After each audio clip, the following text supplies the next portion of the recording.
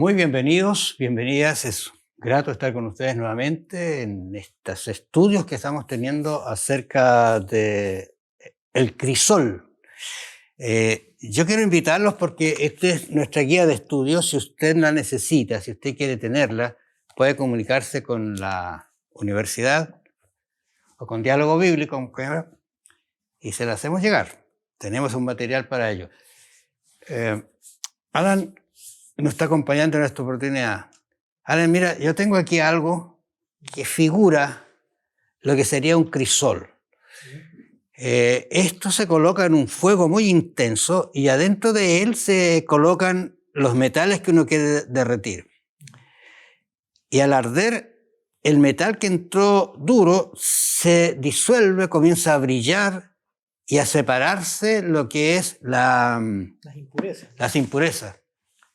Esa es la idea, pero vamos a conversar durante esta semana acerca de los crisoles venideros. Así es. Nos vamos a encontrar con situaciones muy difíciles. Allí en Primera de Pedro, en realidad 4:12, hay un texto que me parece muy interesante para partir nuestra conversación. Amados, está muy cercano, ¿verdad? Dice, amados, no os sorprendáis del fuego de la prueba que os ha sobrevenido, como si alguna cosa extraña os aconteciera. ¿Qué te parece el texto así pensándolo en lo que estamos, de lo futuro que viene? Claro, las pruebas es como un fuego, dice, ¿no? No os sorprendáis. Si nosotros recordamos también lo que vimos la semana pasada con el Salmo y conectamos con esto, el Salmo igual nos enseñaba de que hay un fuego. Él lo hablaba como un valle de sombras de muerte, pero en este caso Pedro le está en primera instancia hablando a la iglesia cristiana del primer siglo, porque recordemos bien que la historia nos enseña que pasaron por momentos muy difíciles los primeros cristianos, mucha persecución por parte de los judíos como del Imperio Romano. Y entonces Pedro, en medio de esta carta de ánimo, de la gracia de Dios y de varios temas que habla en su carta, dice, pero alto, no se sorprendan porque va a venir fuego de prueba, como si alguna cosa extraña os aconteciese, pero después dice, esto tiene que ver con los padecimientos de Cristo también. Ahora, el siguiente texto es todavía un poquito más extraño, porque él habla de que, al contrario, dice, no se sorprendan, dice por el lado, al contrario, gozaos por cuanto soy participante de los padecimientos de Cristo, para que también en la revelación de su gloria os gocéis con gran alegría. Distinto el planteamiento que hace. Sí, acá es como, ese es claramente un eco de lo que dijo Jesús en varias ocasiones también, en los evangelios, cuando él se refería a que por causa de la persecución, como en las bienaventuranzas, por ejemplo, él dice, y bienaventurado soy cuando por mi causa soy perseguidos o vituperados, porque dice que vuestra recompensa es grande. Entonces, el gozo del que está hablando acá, que lo vamos a comentar un poco aquí, tiene que ver no tanto por disfrutar, obviamente, la prueba o la persecución y el dolor, sino tiene que ver por causa de Cristo y de poder ser dignos de ser considerados seguidores de Él. De alguna manera vamos a conversar durante esta semana acerca del crisol del cristiano, el crisol de Satanás. Es un tema bien complejo, los crisoles o el crisol del pecado y también el crisol de la salvación. Y por último vamos a hablar de los crisoles de la protección que Dios Así tiene. es. Son temas que creo que deberíamos considerarlos con mucha meditación y oración, porque estamos en un momento y en un tiempo en que esto que estamos estudiando es muy acertado hacerlo ahora, muy propicio, y estamos pasando por situaciones complejas, no solamente de salud, sino del ambiente, de nuestro entorno, no solamente la familia. Y yo creo que vamos a ver dificultades muy serias, especialmente, ya la estamos viendo en algunos lugares, por ser cristianos. Sí. Entonces vamos a ver aquí. 1 Pedro 3:12. Me gustó este texto porque habla de que Dios es consecuente con sus hijos, aún que no estén de parte de Él. Mire, dice lo siguiente, 3:12. Porque los ojos del Señor están sobre los justos y sus oídos atentos a sus oraciones, pero el rostro del Señor está en contra de aquellos que hacen el mal. Definitivamente este texto, ¿qué me dice? Yo puedo entrar en una prueba, pero si estoy justo, Dios va a estar atenta a esa problemática. Pero si mi prueba o mi dificultad es por una consecuencia de mi desvío, de mi insensatez, de no atender la palabra de Dios, entonces no sé si debo pedirle ayuda. No la voy a hacer, me parece. ¿Te parece? Claro, es como ese canto, me acordé del cantito ese que se le enseña también a los niños. ¿Cómo puedes tú orar, dice, enojado con tu hermano? O sea, no podemos pedir y suplicar ayuda al Señor y que Él ponga sus ojos sobre nosotros si al mismo tiempo estamos abiertamente en pecado, enojados contra alguien, o incluso nos merecemos lo que está sucediendo porque sabemos bien que son por consecuencia de nuestras decisiones. Entonces acá Dios va a escuchar la súplica de aquellos que sufren, sobre todo que sufren por su causa, pero acá está esa realidad y que a veces uno se lo olvida. Ahora se entiende que estos sufrimientos de alguna manera del cristiano están ayudándolo a la perfección de su carácter, ¿no es cierto? Y cuando pasan en la problemática, esta experiencia de sufrir es como un proceso de fundición en que entras, pero sales purificado. Tu carácter se está haciendo a un lado. Estos son los altibajos que el cristiano va a tener. Yo estaba pensando, me parece que entendemos que solo Juan fue el que descansó tranquilo después de mucha edad y de haber escrito Apocalipsis, después Juan, ¿no es cierto? Sí. La epístola. Pero el resto fue todo martirizado por cristianos, por estar a favor de la verdad. Por eso que me gusta mucho cuando yo leía así, porque los ojos del Señor están atentos. ¿A quiénes? A los justos. En la dificultad, en la sombra, va a estar Dios atento a ellos. Esos son los crisoles del cristiano, que va a pasar. A veces una persona se bautiza y tenemos a veces, y le decimos, mire, ahora usted va a entrar en la relación con Dios y va a ser todo felicidad. Me pareciera que no es así. Porque tenemos un enemigo y lo vamos a conversar, pero efectivamente Dios está atento a la problemática de ese momento, pero también permite algunas cosas para que ese cristiano que entró como niño comience a caminar, a dar los primeros pasos y a lo mejor se puede caer. Pero yo creo que Dios está atento a esa caída incluso.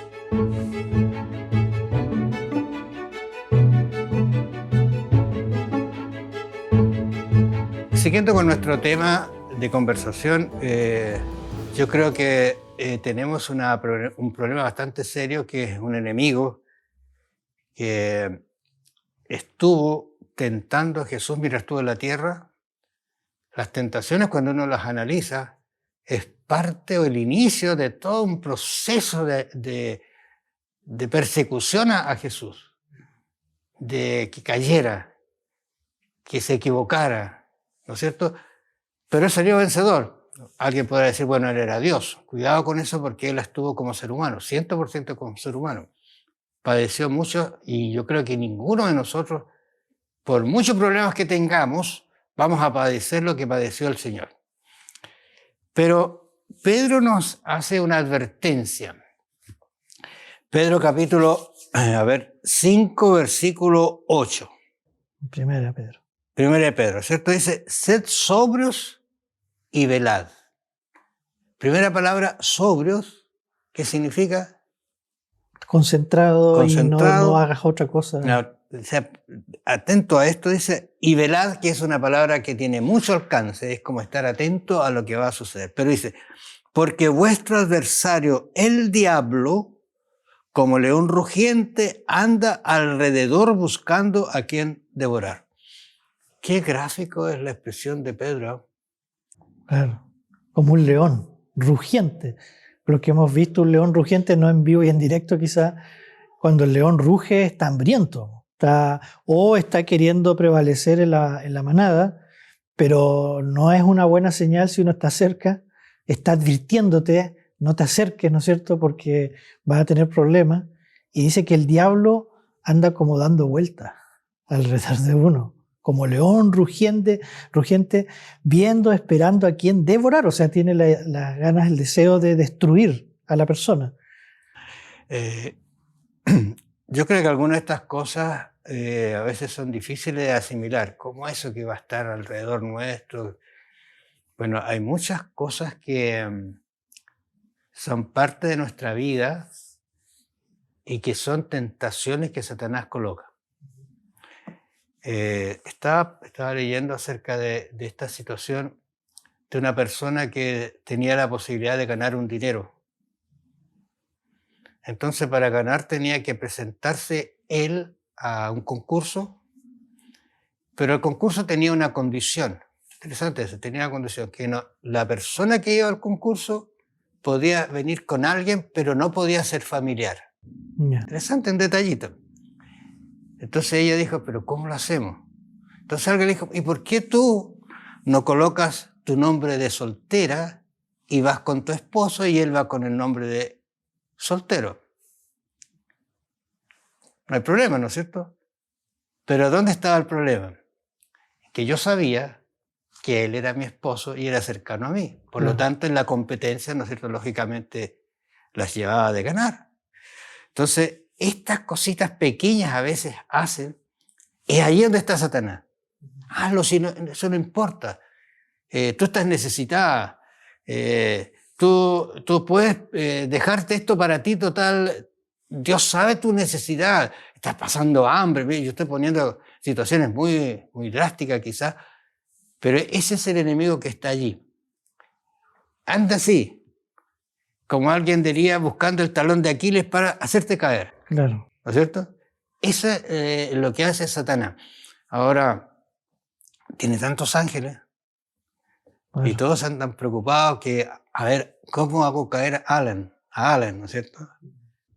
Siempre está buscando el punto débil, porque el león, la figura del león, que voy a comentar un poquito más porque ayuda a entender, es extraña en la Biblia usar para un enemigo una figura animal. O sea, se usa, pero no es tan común, especialmente el león. El león se usa muchas veces para Cristo, el león de Judá, una figura mesiánica. Pero sabe que la primera vez que aparece esta idea, bien estudiada, es cuando Dios le advierte a Caín que no siga el curso de acción que está pensando hacer.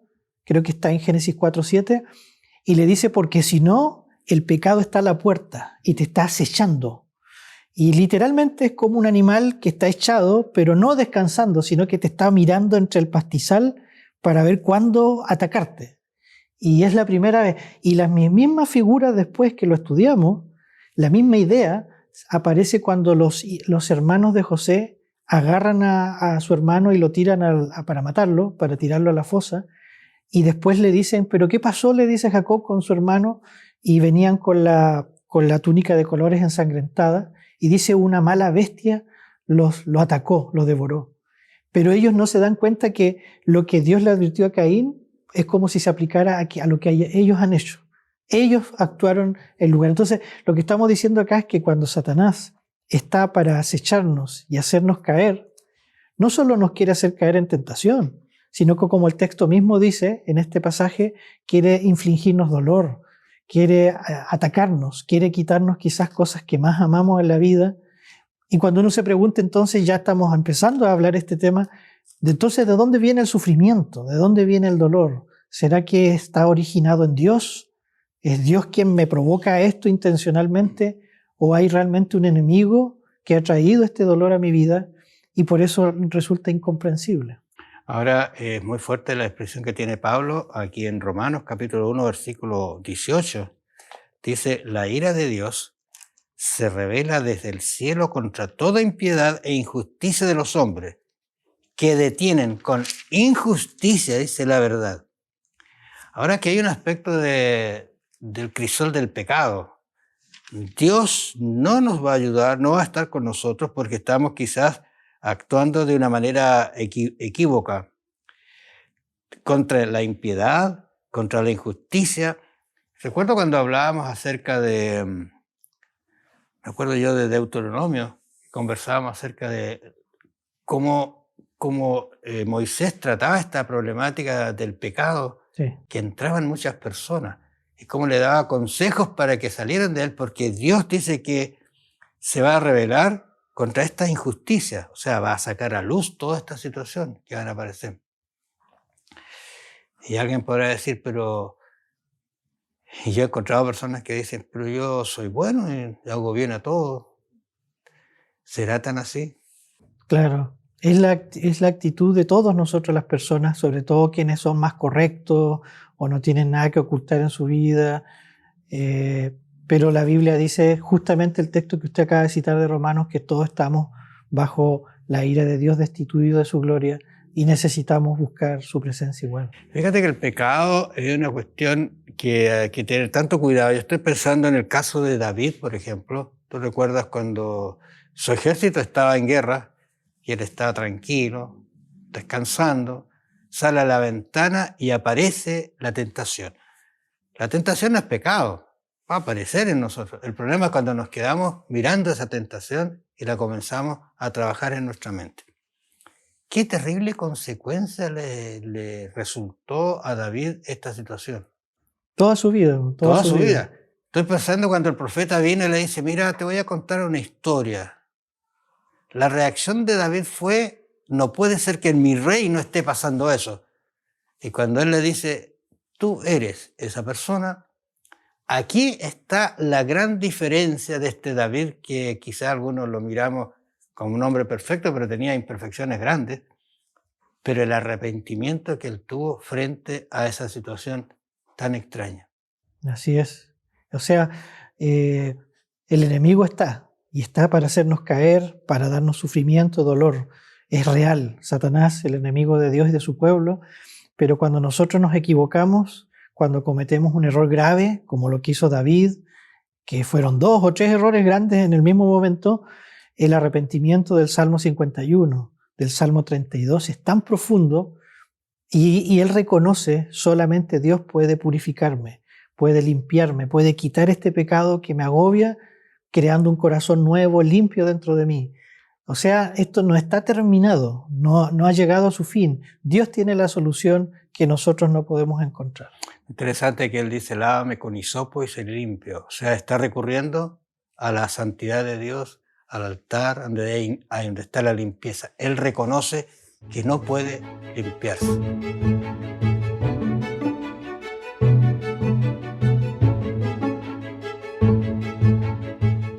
Continuando, Alan, con el tema, quiero que, no sé si tú tienes allí un texto que está en Jeremías capítulo 9, versículo 8. Quizá, perdón, 9:7 me parece, sí. 9:7 puntualmente.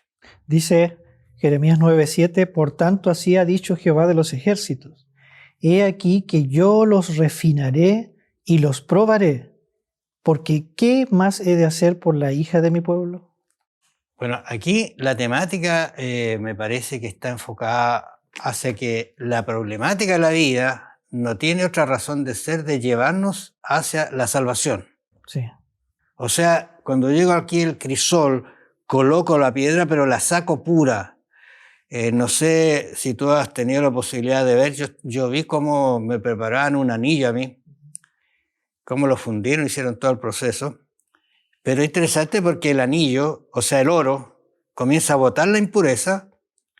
Y si alguien dice que cuando tú te ves, cuando ves tu rostro en el oro, recién está purificado. Interesante. O sea, ¿qué es lo que está diciendo Dios ahí? Él está diciendo por medio de este profeta que él lo que quiere, en realidad, Dios dice, yo los refinaré, yo los voy a hacer. No se refinen ustedes, no se purifiquen ustedes, no pueden. Esto es un asunto bastante importante porque algunos toman las pruebas como, a ver cómo decirlo así, como que estoy alcanzando algo. como que esta prueba me está haciendo mejor. Cuidado, porque es Dios el que te coloca y te saca, pero para salvación. ¿Qué es lo que quiere Dios? Que el carácter de Alan, que el carácter de nuestros auditores, de nuestros oyentes, los que están mirando, sea refinado. Porque eso vamos a llegar al cielo, ¿o no? Sí. ¿Te parece? Entonces, estaba pensando que en realidad el pecado es una cuestión bastante compleja, pero Dios nos da alguna salida para ello. Primero, el crisol comienza cuando Dios llama nuestra atención a alguna situación, a algún pecado que tenemos. Puedo usar la palabra de Dios para advertirnos si estás equivocado.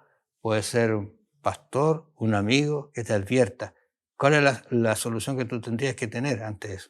O sea, yo estaba pensando todo lo que está diciendo, y este texto de Jeremías 9 está en el contexto de la futura destrucción de Jerusalén. Porque si uno lo lee completo, le habla de varias cosas malas. Ustedes son egoístas, se corrompen, atacan a sus vecinos, hay injusticia. Y entonces en ese contexto dice, porque ¿qué puedo hacer más con la hija de mi pueblo? Yo los voy a refinar. La refinación viene como la prueba. Necesito purificar toda esta escoria humana de lo que está sucediendo en vuestros corazones, en vuestra sociedad. Pero mire, permítame leer algo que podría ayudar a entender mejor la metáfora de refinar, que está en Job 23:10, un texto favorito mío, que Job exclama, dice, mas él conoce mi camino, me probará y saldré como oro. O sea, está la misma idea, como que Job, a pesar de su dolor, aunque la situación de él es distinta, pero se aplica también, dice, yo entiendo que las pruebas, las dificultades, aún el mal que viene sobre mi cabeza, sobre mi familia, aunque incomprensible y con mucho dolor, si tenemos fe en Dios, si tenemos fe en ese divino pastor del que hablamos, el Señor está haciendo un proceso quizás de refinamiento, de purificación, y siempre, como dice Job, Él quiere dejarnos como el oro, quiere que seamos mejores hijos de Dios, aun cuando no es tan fácil digamos, de seguir esto. Ahora, yo creo que la conciencia de uno puede hacerlo sentir dolor por un pecado que cometió por una infracción. Cuando eso no sucede, no hay un proceso de arrepentimiento, ¿no? Dios no puede actuar, Sí. porque tiene que haber ese sentimiento de dolor de lo que hice. Aunque veamos que no tengo solución, en un extremo, por ejemplo, eliminar a una persona, ¿cómo le doy la vida? No tiene solución. Pero sí me puedo arrepentir y Dios va a dar una solución a esa situación, aunque es muy extraña, ¿no es cierto? Al pecado. Yo estoy pensando cuando mencionábamos ahí los hermanos, los primeros hermanos, ¿te acuerdas? Sí. Yo no encuentro que él haya echado un pie atrás en lo que hizo. Más bien se justificó y siguió avanzando hacia su perdición, lamentablemente. Entonces, Dios dice, yo te voy a refinar, yo voy a hacer eso. No importa lo que hagas, no importa la situación que estés pasando. Pero en el proceso, ¿no es cierto?, cuando tenemos que elegir renunciar al pecado, ¿en qué nos aferramos en realidad nosotros como seres humanos? ¿Qué se aferró usted? ¿Qué me aferro yo? Y es allí, como lo dijimos la semana pasada, la palabra de Dios es clara para guiarnos y conducirnos frente a lo que llamaríamos nosotros los crisoles de la salvación. Ahora, también Dios tiene crisoles de protección, fíjate, interesante eso. Allí hay un texto que está en 2 Corintios, capítulo 12, versículo 7. ¿Qué es lo que dice allí? Porque estamos hablando de la salvación, hablamos del pecado, de las situaciones que podemos pasar, las aflicciones, pero también hay crisoles que nos ayudan a salvarnos, a conducirnos por el camino correcto, pero también hay un crisol de protección de Dios. Capítulo 12, versículo 7, no sé si lo tienes allí. 2 Corintios, ¿no? Sí, 2 Corintios tenía primero, ¿ya? 2 Corintios 12:7. 12:7. Dice así, y para que la grandeza de las revelaciones no me exaltase desmedidamente, me fue dado un aguijón en mi carne, un mensajero de Satanás que me abofetee para que no me enaltezca sobremanera. Yo creo que tú te recuerdas este incidente de Pablo, ¿verdad? Pablo pidió muchas veces que Dios le sacara ese aguijón. No sabemos realmente qué era el aguijón. Se entiende, algunos creen que es una cuestión de la vista, porque la luz lo cegó, lo tiró al suelo, qué sé yo, no sé, pero lo tenía. Dios le dijo, ¿qué le dijo? No te preocupes, te voy a sanar. ¿Así le dijo? No. No, ¿qué le dice? Le dice, mira, bástate mi gracia. Y este es el crisol, voy a decir así, de protección que Dios tiene. Muchas veces nosotros vamos a llevar toda nuestra vida quizás una carga, porque Dios, que conoce el mañana, sabe que esa carga, ese problema, esa dificultad, esa situación difícil me va a hacer que yo me tome más de la mano de Dios. Así es. Pero si al cambio Dios me saca ese problema, a lo mejor pienso que yo solucioné el problema. Por eso que el texto que decía, ¿no es cierto? Dios me ha dado este aguijón y lo va a mantener conmigo siempre. Sería bonito o interesante, no sé, preguntarse ¿y cuál será el aguijón que tenemos? Ajá. Porque un aguijón, ¿qué es un aguijón? Es algo que, pienso yo, no sé, alguien que siente un picotazo de algo que lo está molestando. Algunos hablan de eso, aunque también el simbolismo podría referirse a otra cosa, pero es algo molesto, algo que uno quiere sacarse de allí y no tenerlo porque me hace daño, me causa dolor. Y entonces Pablo dice, yo le pedí varias veces al Señor que me saque eso y no. Bástate mi gracia, como decía usted. Claro. Entonces, cuando veamos esa situación en nosotros mismos, en nuestra vida personal, no nos sigamos quejando tanto quizás, sino quizás preguntémonos, ¿cuál es el propósito de en qué me puede ayudar esto o me puede permitir mantenerme firme en el Señor con su ayuda? Quizás hay algo mayor o superior que tengamos que aprender y que todavía estamos en proceso de hacerlo. El texto dice para que no me engrandezca. Pablo creo que tenía razones para engrandecerse, porque cuando uno lo mira realmente es un hombre extraordinario. Muy difícil imitar en realidad. Yo le escuchaba a un pastor y me dice, no, Pablo dice, está lejos de alcanzar la postura, el conocimiento, lo que tenía, cómo ayudaba, cómo trabajaba. Pero pudo haber tenido la problemática de engrandecerse. Y entonces, ¿qué es lo que dice el Señor? ¿Qué es lo que dice Pablo? Para que yo no tome esa posición, entonces me dejó la arenita en el pie. ¿Te molesta? No, y dice después que es un aguijón, ¿cómo lo llama? Un mensajero de Satanás que me abofetee, dice. Es una figura, haciéndose casi eco de lo que decía Pedro del león, que está ahí dando vueltas, pero acá él reconoce, esto no viene de Dios, pero Dios lo permite para que yo no me enaltezca. Es como si el dolor en este texto, el sufrimiento o eso que le molesta tanto, es una ayuda, se vuelve una ayuda increíblemente para que él no se enorgullezca, no esté por sobre nadie, sino que se mantenga centrado, humilde y sobrio. En realidad, yo creo que deberíamos pensar que la prueba que quizás alguno de nosotros está pasando, no sé si alguna vez has pasado por una prueba compleja, difícil. Sí. Difícil, ¿verdad? Bueno, personalmente también. Uno de nuestros amigos sabe. Pero Dios hace milagros en la vida de las personas. Restablece. ¿Pero para qué? ¿Para gloriarnos? Yo fui el que me sané, yo fui el que conseguí el remedio, yo fui el que busqué el mejor médico. No estoy diciendo que no recurramos a los médicos, pero primero debería estar Dios y su palabra para ayudarnos a entender esta situación del dolor, del sufrimiento. Si me permite leer este texto precioso que está más adelante para ya ir terminando, dice 2 Corintios 12, en el mismo texto, versículo 9, y me ha dicho el Señor, bástate mi gracia porque mi poder, el de Dios, se perfecciona en la debilidad. Por tanto, de buena gana me gloriaré más bien en mis debilidades para que repose sobre mí el poder de Dios.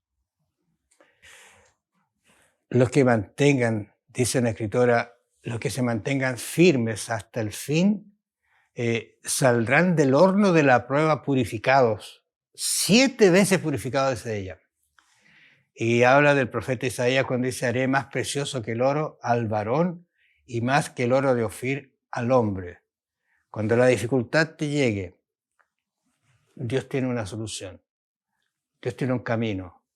En la aflicción más dura, Dios tiene soluciones. Espera en Él, porque serás purificado más que el oro de Ofir. Que el Señor los bendiga y los acompañe.